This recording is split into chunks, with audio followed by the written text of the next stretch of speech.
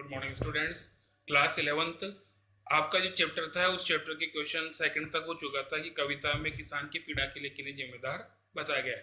Next question है third. पिछले सुख की स्मृति आंखों में क्षण एक चमक लाती है।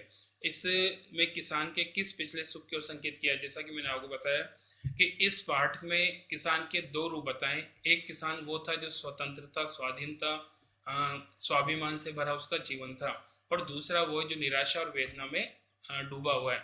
और इसके अंदर हम माने तो पिछले सुख के अंदर वो सारे सुख हैं जो कि एक संपन्न किसान में होते हैं, जैसे कि लहलहाती खेती थी, उजरी गांव था, उजरी गाय थी, खेतों का स्वामित्व था, बैलों की जोड़ी थी, पुत्र पत्नी और पुत्र वधु, इन सभी से उसे सुख मिलता था और वो जीवन से संतुष्ट था। इन सब की स्मृति उनकी आंखों में क्षण भर के लिए चमक लाती है। यहाँ पे हम जैसे मानते हैं कि हमारा रुपया, पैसा, धन दौलत, परिवार, नाते, रिश्तेदार, सगे संबंधी, ये सब हमारे क्या है, सुख के आधार होते हैं। इन सब के आधार पर हम हमारे सुख का आकलन करते हैं। तो यहाँ पे जो किसान है उस किसान का रूप इसी प्रकार से बताया कि उसके परिवार के अंदर पुत्री थी, पत्नी थी, पुत्र था और पुत्र वधु थी। ये तो सदस्य हुए। साथ में धन दौलत की बात करें तो यहाँ पे कह सकते हो कि खेत था, खेत पे लहराती खेती थी, फसल थी, साथ में उसके गाय थी जो कि उसका क्या नाम मानते हैं, उसी को दूध दुहाती थी, साथ में कह सकते हो बैलों की जोड़ी थी और खेतों का खुद वो मालिक था। तो ये सारे सुख उसके नजर आते हैं। नेक्स्ट आता है संदर्भ सहित आशय स्पष्ट की उजरी उसके सिवा किसे कब पास दुहाने आने देती। यहाँ पे जैसा कि उजरी जो गाय है उस गाय का प्रसंग दिया है, और कवि एक मानता है कि उजरी गाय का लेखक से विशेष प्रेम रहा है, विशेष संबंध रहा है, और गाय भी उससे विशेष संबंध रखती है। कोई अन्य जो प्राणी है अगर हो सकता है दूध दोने का प्रयास करता हो तो वो कभी भी उसके लिए तैयार नहीं होती। सिर्फ किसान का जो प्रेम और दुलार है उसी को ध्यान में रखते हुए दूध देने के लिए तैयार होती। दूसरा आता था घर में विधवा रही पोतहु लक्ष्मी थी, यद्यपि पति घाते। यहाँ पे जैसा कि प्रसंग हम जानते हैं कि भारतीय समाज में महिला को इतना सम्मान नहीं दिया जाता। उसका कारण भी है कि लोगों की जो छोटी सोच है या कह सकते हो संकीर्णता है वो इसमें आती रहती है।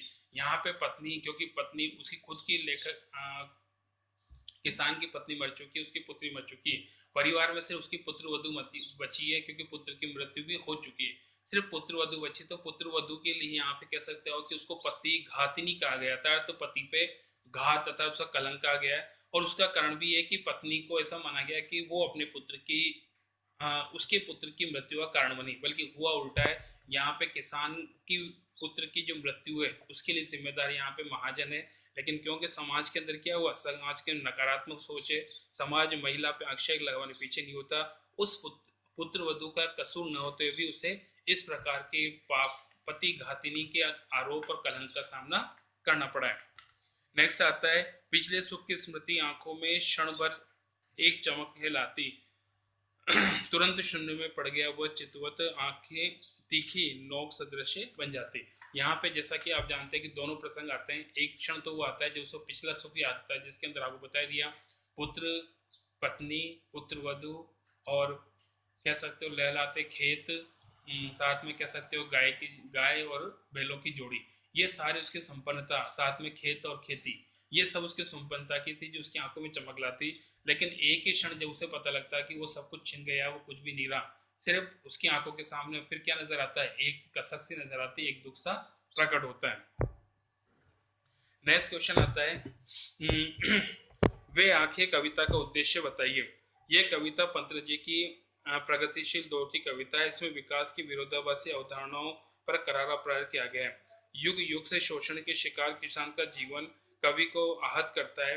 दुख की बात यह है कि स्वाधीन भारत में जो किसान केंद्र में रखकर व्यवस्था के लिए निर्णायक हस्तक्षेप नहीं किया, या कह सकते हो कि जिसका महत्वपूर्ण योगदान रहा है, वो अब इस प्रकार के दुष्चक्रों में और क्या साथ में कैसे शोषण का शिकार हुआ है। साथ में पारिवारिक कष्ट भी उसे देखने पड़ते हैं, और इन सबका स्पष्ट रूप या कह सकते हैं इन सबका जो स्पष्ट वर्णन है वो इन कविता के माध्यम से, जैसा कि मैंने आपको पहले बताया कि ये एक प्रगतिशील कविता है। प्रगतिशील कविता होती है जहाँ पे शोषण, शोषक, इन सबका जिक्र किया जाता है। यहाँ पे जैसे शोषण के रूप में कह सकते हो किसान का शोषण हुआ है, और शोषक करने होता है, शोषण करने वाला वो है महाजन और कह सकते हो कि कोतवाल, जिसने किस प्रकार से उस किसान का शोषण किया, उसके परिवार का शोषण किया, और उसके लिए इस प्रकार का वो कष्ट का कारण बना। नेक्स्ट क्वेश्चन,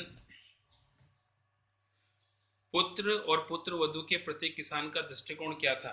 यहाँ पे जैसा कि मैंने आपको बताया कि पुत्र और पुत्र वधु के लिए दोनों के मन में अलग था, क्योंकि पुत्र के प्रति तो लेखक का विशेष प्रेम था, वो अपने पुत्र को अपनी जान के समान मानता था, उस पर गर्व कमन करता था।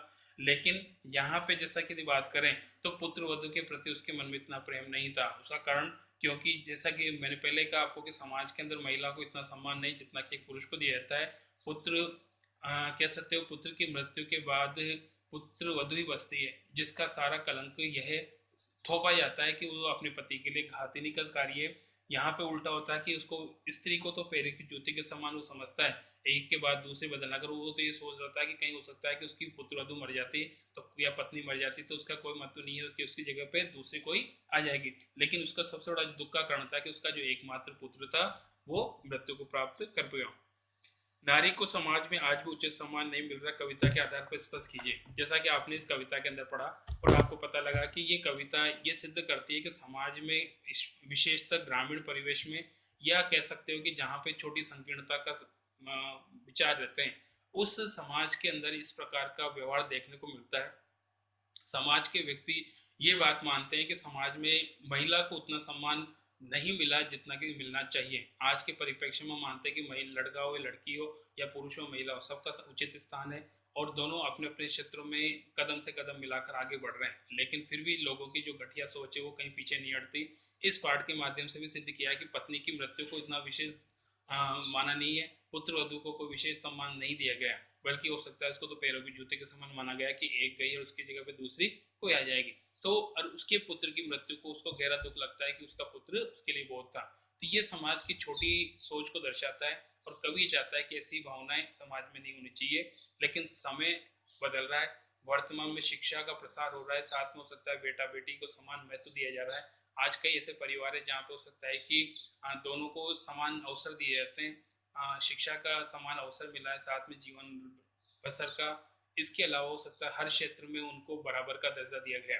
तो ये समाज में बदलाव है, लेकिन फिर भी कुछ हद तक आज भी कहीं ना कहीं किसी न किसी रूप में ये शोषण और इस प्रकार की मानसिकता देखने को मिलती है, जिसमें बदलाव की बहुत अधिक आवश्यकता है। बाकी नेक्स्ट